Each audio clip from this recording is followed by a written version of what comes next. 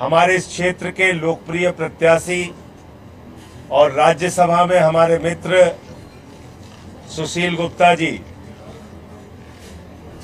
हमारे वरिष्ठ उपाध्यक्ष अनुराग ढाढा जी और हमारे जिले के प्रधान, आज इस प्रेस वार्ता में हम आपसे कुछ बात करने के लिए आए हैं। लोकसभा के भी हमारे प्रधान जी हैं। साथियों, देश एक भयंकर तानाशाही के दौर से गुजर रहा है और आपके ही हरियाणा से यहां का एक लाल निकला जिसने आईआईटी की पढ़ाई की, आईआरएस की नौकरी को लात मारकर देश सेवा का संकल्प लिया। दिल्ली की जनता ने उसको एक बार नहीं 3 बार मुख्यमंत्री बनाया। उस हरियाणा के लाल अरविंद केजरीवाल को 3 बार मुख्यमंत्री बनाया दिल्ली के लोगों ने। और सिर्फ हिंदुस्तान में नहीं, पूरी दुनिया में अपने काम से अनुकरणीय उदाहरण प्रस्तुत किया कि सरकार ऐसे चलाई जाती है। जहां मकड़ी के जाले लगे रहते थे सरकारी स्कूलों में, आज वहां दिल्ली के सरकारी स्कूलों में एयर कंडीशन कमरे बने हुए हैं बच्चों की पढ़ाई के लिए। एथलीट के ग्राउंड, हॉकी के ग्राउंड बने हुए हैं। मोहल्ला क्लिनिक का मॉडल दिया उस व्यक्ति ने। फरिश्ते स्कीम लेके आए, बुजुर्गों की तीर्थ यात्रा कराई, माताओं बहनों के लिए बस की यात्रा फ्री की, 1000 रुपए महीने आर्थिक सहायता की योजना लेके आए। इतना ही नहीं, बिजली फ्री और पानी फ्री का सपना देश के पहले मुख्यमंत्री हैं अरविंद केजरीवाल जी, जिन्होंने सच करके दिखाया। हरियाणा के उस लाल का गुनाह क्या है कि वो लोगों के लिए सोचता है, लोगों के लिए काम करता है। आपने पकड़ के उनको जेल में डाल दिया। 3 बार के मुख्यमंत्री को पकड़ के जेल में डाल दिया। ये तानाशाही नहीं तो और क्या है। आज पूरे देश के लोगों में इस बात को लेकर गुस्सा है कि जो व्यक्ति शिक्षा, स्वास्थ्य, बिजली, पानी पे काम कर रहा था, उसको प्रधानमंत्री जी ने पकड़ के जेल में डाल दिया, बीजेपी ने पकड़ के जेल में डाल दिया। अभी राजस्थान का चुनाव हुआ, व्यापारी समाज के लोगों ने संकल्प लेकर कहा कि हमारे समाज का एक ही व्यक्ति था जो मुख्यमंत्री थे दिल्ली के, उनको भी पकड़ के जेल में डाला। लोग या तो वोट डालने नहीं गए और गए डालने तो इंडिया गठबंधन को वोट दिया। आज सुशील गुप्ता जी के पक्ष में कुरुक्षेत्र के अंदर जाति धर्म की सारी बाधाएं टूट गई हैं। हर वर्ग के लोग इनको वोट कर रहे हैं और उसकी प्रमुख वजह यह है कि जिस पार्टी की ये नुमाइंदगी कर रहे हैं, आम आदमी पार्टी, इनके परिवार के मुखिया को, हमारे परिवार के मुखिया को तानाशाह सरकार ने जेल में डाला है और पूरे देश में एक ही बात चल रही है, जेल का जवाब वोट से देंगे। लोकतंत्र में सबसे बड़ी ताकत कुरुक्षेत्र के लोगों, आपके पास वोट की ताकत है। और कुरुक्षेत्र तो वैसे भी धर्म युद्ध में कृष्ण के साथ खड़ा रहा, पांडवों के साथ खड़ा रहा, न्याय के साथ खड़ा रहा, अधर्म के खिलाफ धर्म के साथ खड़ा रहा। आज धर्म की लड़ाई के साथ केजरीवाल जी है, आम आदमी पार्टी है, सुशील गुप्ता जी हैं। मैं निवेदन और विनती करने के लिए आया हूं कि इनको यहां से जिताइए। दूसरी सबसे बड़ी बात, हमारे 750 किसानों ने अपनी शहादत दी, जिसमें पंजाब के किसान, हरियाणा के किसान, पश्चिमी उत्तर प्रदेश के किसान, राजस्थान के किसान, यहां तक कि तमिलनाडु, गुजरात, दूसरे राज्यों के भी किसानों ने, बिहार के किसानों ने अपनी शहादत दी। क्यों दी? एक काला कानून लेके आए। और सुशील गुप्ता जी उस समय हमारे साथ थे। पंजाब के मुख्यमंत्री ने, सुशील गुप्ता जी ने, हम लोगों ने प्रधानमंत्री के सामने विरोध किया था, नारे लगाए थे, वो आज भी होगा मौजूद, देख लीजिएगा आप। तो हमने अपनी जिम्मेदारी को पूरा किया है। आज उन 750 किसानों की शहादत का बदला हरियाणा के लोगों को लेना है। इंडिया के गठबंधन को जिताना है, किसी फर्जी नारे के चक्कर में नहीं पड़ना। हरियाणा के नौजवानों के पीठ में छुरा मारा गया अग्निवीर योजना लाके। यहां का नौजवान सुबह 4 बजे उठ के परिश्रम करेगा, भारत माता की रक्षा के लिए अपने को तैयार करेगा, सेना में उसको भर्ती नहीं मिलेगी, 4 साल की भर्ती मिलेगी अग्निवीर के नाम पे। बाप नौकरी कर रहा है, बेटा रिटायर हो गया, ये योजना है अग्निवीर। 17 साल में जवान बनो, 21 साल में रिटायर हो जाओ। -45 डिग्री टेम्परेचर में हरियाणा का, पंजाब का जवान, हमारे गरीब के घर के किसान का जवान, वो जाके भारत माता की रक्षा करेगा। +50 डिग्री टेम्परेचर में जैसलमेर में रक्षा करेगा, सियाचिन में रक्षा करेगा। और जिसको क्रिकेट का बल्ला पकड़ना नहीं आता, अमित शाह का बेटा, वो बीसीसीआई का चेयरमैन बनेगा। आज आप नकली बातें करते हैं। चुनाव आता है तो रिपोर्ट कार्ड लेके नहीं जाते प्रधानमंत्री जी। 10 साल में आपने क्या किया वो नहीं बताते। आप ये नहीं बताते कि 2 करोड़ नौकरी का क्या हुआ। 40 रुपए में डीजल बेच रहे थे आप, 50 रुपए में पेट्रोल बेच रहे थे, क्या हुआ उसका। आपने कहा था 400 रुपए का गैस सिलेंडर है, बहुत महंगा है, इसको देख के वोट देने जाना। अब तो 1200 का हो गया सिलेंडर। महंगाई आसमान पे पहुंचा दिया आपने।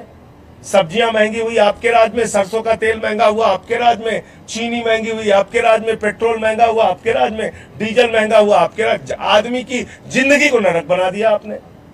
नोटबंदी करके पूरे देश को लाइन में खड़ा कर दिया।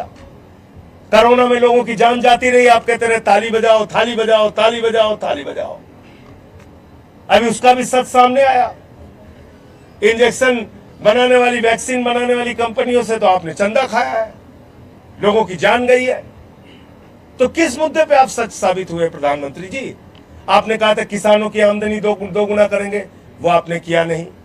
रोजगार आपने दिया नहीं, महंगाई आपने कम नहीं की। 15 लाख आज भी लोग खोजते हैं, बैंकों में जाके नौजवान पूछता है भैया 15 लाख आया, बोले कौन सा 15 लाख। न काला धन का पता है। रोज जाके लोग पूछते हैं बुलेट ट्रेन कहां से कहां तक चल रही है। सारी चीजों में झूठ। तो मोदी जी की एक ही गारंटी है, झूठ की गारंटी। और दूसरी बात, इलेक्टोरल बॉन्ड का जो भ्रष्टाचार सामने आया है, वह हिंदुस्तान की आजादी के बाद सबसे बड़ा भ्रष्टाचार है। खुलेआम हफ्ता वसूली, खुलेआम भ्रष्टाचार भारतीय जनता पार्टी ने किया है। पहले पैसा लिया, फिर ठेका दिया, पहले पैसा लिया, फिर ठेका दिया, पहले ईडी का छापा मराया, फिर पैसा लिया, पहले सीबीआई का छापा मरवाया, फिर पैसा लिया। तो ये काम किया है। 3,08,000 करोड़ रुपए का ठेका अलग अलग कंपनियों को दिया गया है और उनसे चंदा लिया गया है, रिश्वत ली गई है। चंदा क्या, दिल्ली में तो शराब घोटाला करने वाले शरद रेड्डी से 60 करोड़ रुपए का चंदा लिया बीजेपी वालों ने। इसलिए भ्रष्टाचार के खिलाफ बीजेपी बोलती है तो लगता है ओसामा बिन लादेन और डाकू गब्बर सिंह अहिंसा पे उपदेश दे रहे हैं। पूरे देश के भ्रष्टाचारियों को मोदी वॉशिंग मशीन से धुल के आप साफ कर देते हैं। चाहे अजीत पवार हो, छगन भुजबल हो, हसन मुशर्रफ हो, नारायण राणे हो, अशोक चौहान हो, हेमंत विश्व शर्मा हो, पूरे देश के भ्रष्टाचारियों को अपनी पार्टी में शामिल कर लिया। तो मोदी जी की एक ही गारंटी है, झूठ बोलने की गारंटी। और 400 पार के नारे के चक्कर में बिल्कुल मत फंसिएगा। ये एक जुमला है, इसके अलावा कुछ नहीं। मैं याद दिला के अपनी बात खत्म करूंगा। बंगाल में गए मोदी जी, कहने लगे 200 पार, 200 पार, 200 पार, आई 73 सीट। झारखंड में गए, कहने लगे 65 पार, 65 पार, 65 पार, आई 23 सीट। दिल्ली में आए, कहने लगे 45 पार, 45 पार, 45 पार, आई 8 सीट। कर्नाटक में गए, कहने लगे 130 पार, 130 पार, 130 पार, आई 65 सीट। हरियाणा में आए, कहने लगे 75 पार, 75 पार, 75 पार, आई 40 सीट। महाराष्ट्र में गए, कहने लगे 150 पार, 150 पार, 150 पार, आई 105 सीट। मिजोरम में गए, कहने लगे 21 पार, 21 पार, 21 पार, आई 1 सीट। अब कह रहे 400 पार, 400 पार, 400 पार। जनता करिए तड़ी पार, तड़ी पार, तड़ी पार। इनको देश की जनता तड़ी पार करेगी। 300 से ज्यादा सीटें इंडिया गठबंधन की आने जा रही हैं और 4 हमारे प्रमुख वादे हैं जो हरियाणा के लोगों से, कुरुक्षेत्र के लोगों से करने के लिए आया हूं। और ये मैं अरविंद केजरीवाल के भरोसे करने आया हूं। और आप जानते हैं अरविंद केजरीवाल ने जो कह दिया उसको करके दिखाते हैं। वादे से ज्यादा काम हिंदुस्तान में कौन करके दिखाता है? अरविंद केजरीवाल। अपने घोषणा पत्र से ज्यादा काम कौन करके दिखाता है? अरविंद केजरीवाल। उन्होंने संदेशा भेजा है, कुरुक्षेत्र के लोगों से कहने आया हूं, जिस दिन इंडिया गठबंधन की सरकार बनेगी पूरे देश में 200 यूनिट बिजली फ्री होगी, पूरे देश में 200 यूनिट बिजली फ्री होगी। अरविंद केजरीवाल का वादा है, नौजवानों को रोजगार देंगे। जब तक रोजगार नहीं मिलता 1000 रुपए बेरोजगारी भत्ता नौजवानों को दिया जाएगा। माताओं बहनों के लिए 1000 रुपए प्रति माह की आर्थिक सहायता दी जाएगी। किसानों को आज किसान सम्मान निधि के नाम पर बेवकूफ बनाने का काम किया जाता है। 1000 रुपए आर्थिक सहायता किसानों को प्रति माह दी जाएगी। ये 4 प्रमुख बातें हैं जो हम देश के लोगों तक पहुंचाने का काम कर रहे हैं, और इंडिया गठबंधन की सरकार बनेगी तो केजरीवाल जी इन वादों को पूरा कराने का काम करेंगे। अच्छी शिक्षा, अच्छा स्वास्थ्य और किसानों को एमएसपी, ये सारी बातें हैं जो हम जनता से गारंटी के तौर पर कह रहे हैं। एमएसपी स्वामीनाथन आयोग के मुताबिक, यानी कि फसल के दाम पर 50% मुनाफा, ये हमारा संकल्प है जिसको हम लोग पूरा करेंगे। मुझे इतनी बात कहनी थी। आपका कोई प्रश्न हो तो आप पूछ सकते हैं।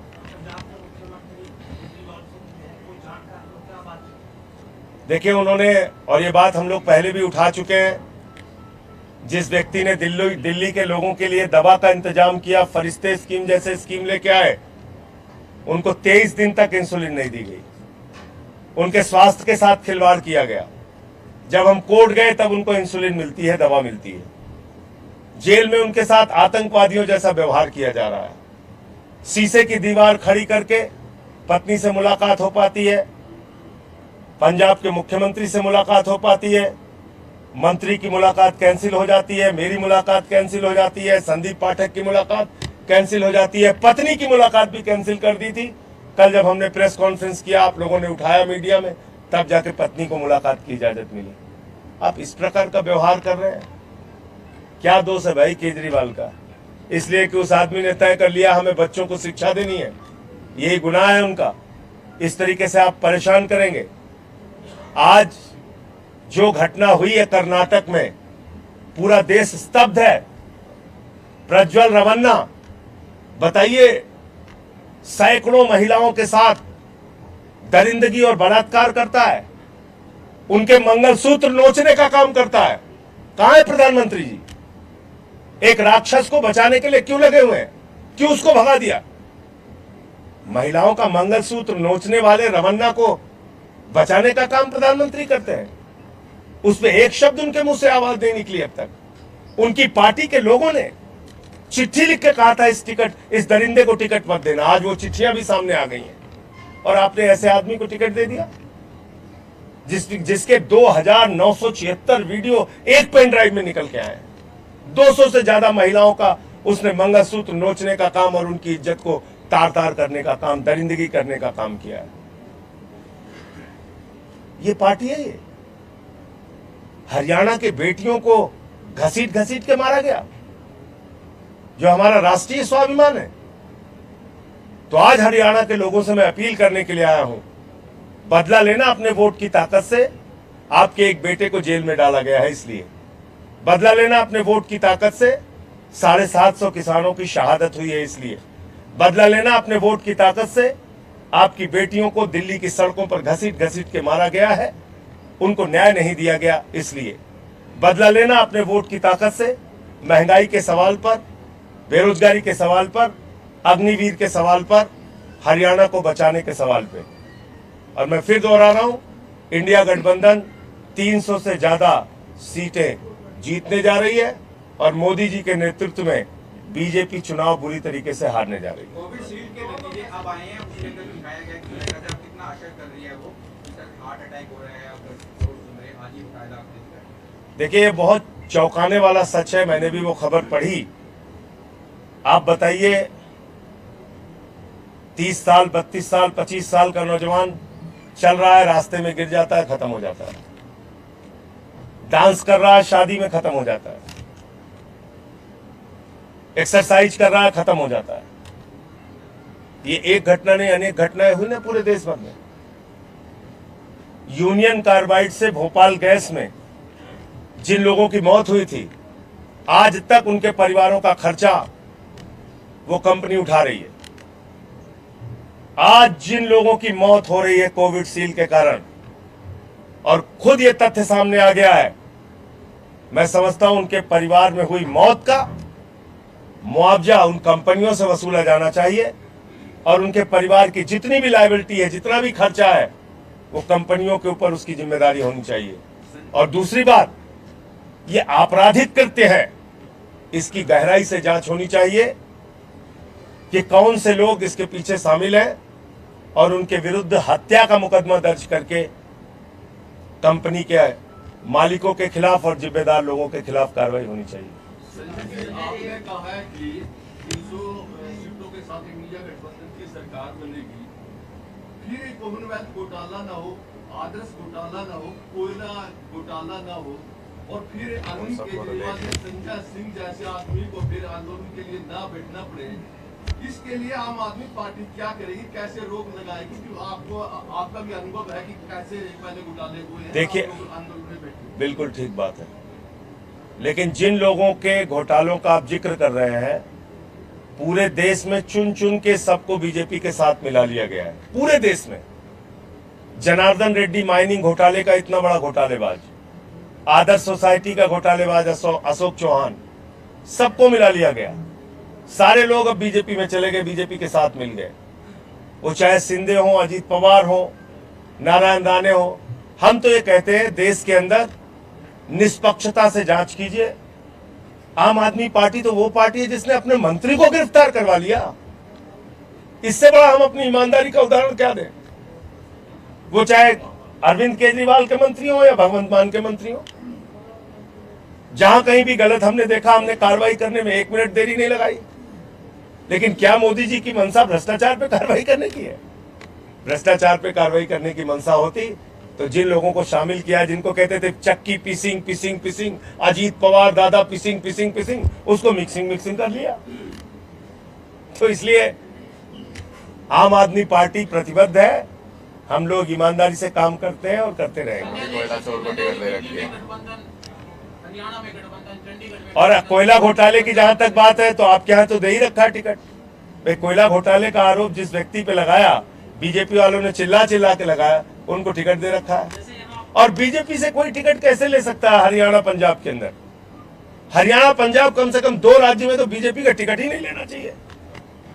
जिन्होंने आपके भाइयों की गोलियों से भून के हत्या की, उनके ऊपर पानी की बौछारें करवाई, उनके ऊपर आंसू गैस के गोले छोड़े, आप उस पार्टी से टिकट ले रहे हैं? या तो टिकट ही नहीं लेना चाहिए बीजेपी से। जी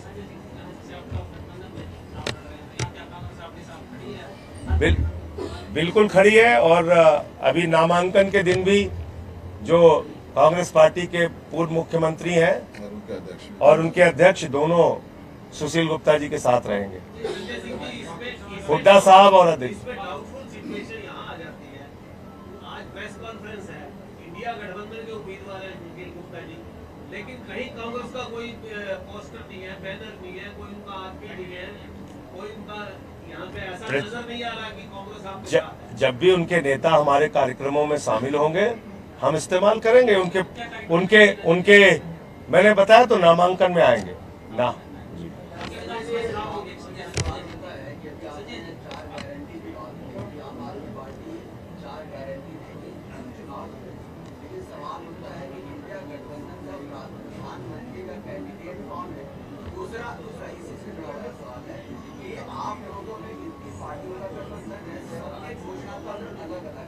और सबकी जो घोषणा कर रखी हुई एक दूसरे से ये जैसे कोई पार्टी कहती है 370 हम वापस लेके आएंगे, कोई कहती है पर्सनल लॉ लेके आएंगे, तो उसमें आप लोगों का क्या?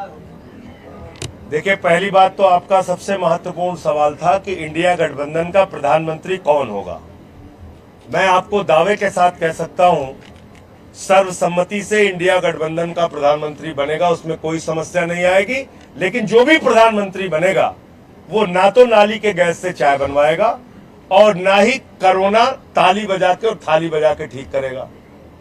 मैं इतना आपको विश्वास दिलाता हूं, एक सुयोग्य व्यक्ति भारत का प्रधानमंत्री बनेगा।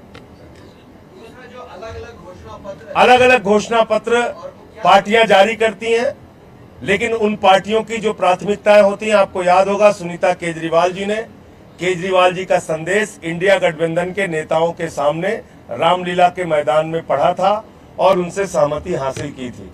तो एक औपचारिक तौर पे उसकी घोषणा जब होनी होगी सरकार बनने के बाद उसको जल्द कराएंगे, लेकिन एक सहमति लोगों के बीच में हम लोगों ने इस मुद्दे पर बनाने का प्रयास किया है। साझा कार्यक्रम बनेगा सरकार बनने के बाद। निश्चित रूप से वो तो एक निश्चित कार्यक्रम तो सामने रखना ही पड़ेगा।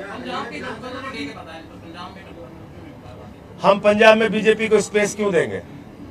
जहां बीजेपी है ही नहीं है, जहां बीजेपी नहीं है वहां हम बीजेपी को क्यों जिंदा करें? इसलिए वहां हम लड़ रहे हैं आपस में। आपका कोई प्रश्न छूट गया था?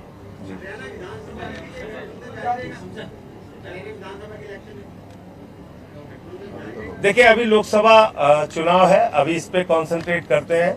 विधानसभा का चुनाव आएगा तो उस समय उचित फैसला हम लोग लेंगे।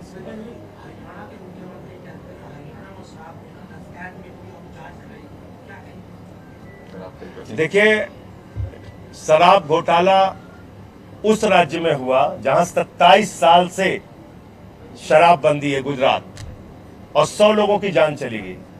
जिस राज्य में शराबबंदी है वहां नकली शराब से 100 लोगों की जान गई। मैंने पार्लियामेंट में सवाल उठाया था, मुझे सस्पेंड करके बाहर कर दिया। आपका राज्य भी है जहां पे एक बार शराबबंदी हुई थी और अब इन्होंने सारे कीर्तिमान पार कर दिए हैं। शराब के मामले में हरियाणा ने 52 लोगों की तो जान गई, इसके अलावा सारे कीर्तिमान पार कर दिए। मैंने तो बताया था जिलेवार की कितने ठेके किस जिले के अंदर हैं। शराब घोटाला दिल्ली में आपने देखा ही होगा, 60 करोड़ रुपए किंग पिन, जिसको ईडी ने बताया, हमने नहीं। शरद रेड्डी को कहा किंग पिन है, मुख्य घोटालेबाज है, उससे 60 करोड़ का खुला चंदा बीजेपी ने लिया है, रिश्वत ली है। तो अगर मुख्यमंत्री जी कह रहे हैं जांच कराएंगे तो कार्रवाई करके दिखाएं, सारी ताकतें इनके पास है। डबल इंजन की सरकार है यहाँ तो। संजय सिंह जी, मुख्यमंत्री जी कह रहे हैं कि शिकायत मिली तो जांच कराएंगे। पहले मुख्यमंत्री जी ने, मेरा ये कहना है, विपक्ष की मांग पे SIT गठित की थी शराब घोटाले की, उसकी जांच रिपोर्ट आज तक नहीं आई। उसके विषय में आपका क्या कहना है? देखिए, SIT जो है वो एक ठंडा बस्ता योजना है। किसी भी मामले को अगर ठंडे बस्ते में डालना हो तो आप उसकी SIT बना दीजिए। यही काम उत्तर प्रदेश में होता है, यही काम केंद्र की सरकार करती है और यही काम हरियाणा में हो रहा है। भाई, आपको कार्रवाई करनी है, त्वरित कार्रवाई कीजिए, पता चलेगा। यह एक मंत्री के ऊपर आरोप लगाया, हमारी पार्टी के नेताओं ने उस पर आंदोलन भी किया, किसी को घसीटा गया, किसी को मारा गया, किसी पे मुकदमा लिखा गया।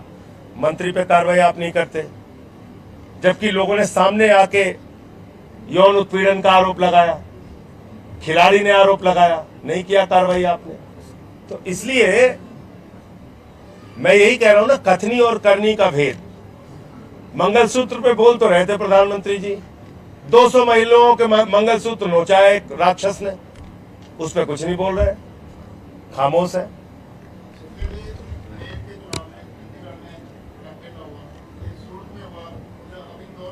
तीन चीज देखिए, याद रखिए, और ये मैं कोई हवा में बात नहीं कर रहा हूं, जिम्मेदारी से कह रहा हूं। गलती से अगर बीजेपी जीत गई, देश का ये अंतिम चुनाव होगा, चुनाव खत्म होगा नंबर 1, आरक्षण खत्म होगा नंबर 2, संविधान खत्म होगा नंबर 3। और ये प्रामाणिक तौर पे मैं कह रहा हूं, 1 मिनट में सुनिएगा। भागवत जी ने कहा आरक्षण खत्म होना चाहिए। मोहन वैद्य जो इनके संयुक्त महासचिव हैं RSS के, उन्होंने कहा आरक्षण जो है वो अलगाववाद को जन्म देगा। इसके वीडियो मेरे पास है, कहेंगे तो मैं दे दूंगा। तीसरा, इनके एक पूर्व केंद्रीय मंत्री अनंत हेगड़े ने कहा 400 सीट दे दो, संविधान बदलना है। लल्लू सिंह अयोध्या के प्रत्याशी कह रहे हैं 400 सीट दे दो, संविधान बदलना है।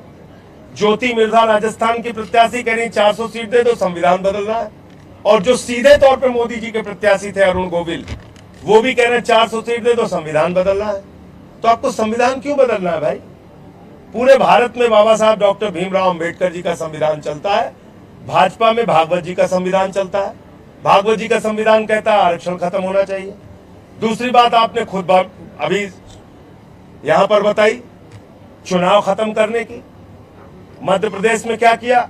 जोड़ तोड़ करके सरकार बनाई, कर्नाटक में जोड़ तोड़ करके सरकार बनाई, महाराष्ट्र में जोड़ तोड़ करके सरकार बनाई, अरुणाचल में जोड़ तोड़ करके सरकार बनाई, उत्तराखंड में जोड़ तोड़ करके सरकार बनाई, गोवा में जोड़ तोड़ करके सरकार बनाई। पूरे देश में सरकारों को ऑपरेशन लोटस के जरिए गिराते हैं, तोड़ते हैं, बनाते हैं। चुनाव खत्म कर रहे हैं। सूरत में उसकी शुरुआत हो गई, बगैर चुनाव के बीजेपी वाला जीत गया। अरुणाचल में 10 विधायक बगैर चुनाव के जीत गए। दिल्ली में मेयर का चुनाव इन्होंने कैंसिल कर दिया।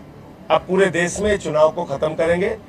अभी देखा आपने इंदौर में कांग्रेस पार्टी के कैंडिडेट को उठाकर उसका अपहरण कर लिया। अपहरण हो जा रहा है कैंडिडेट का।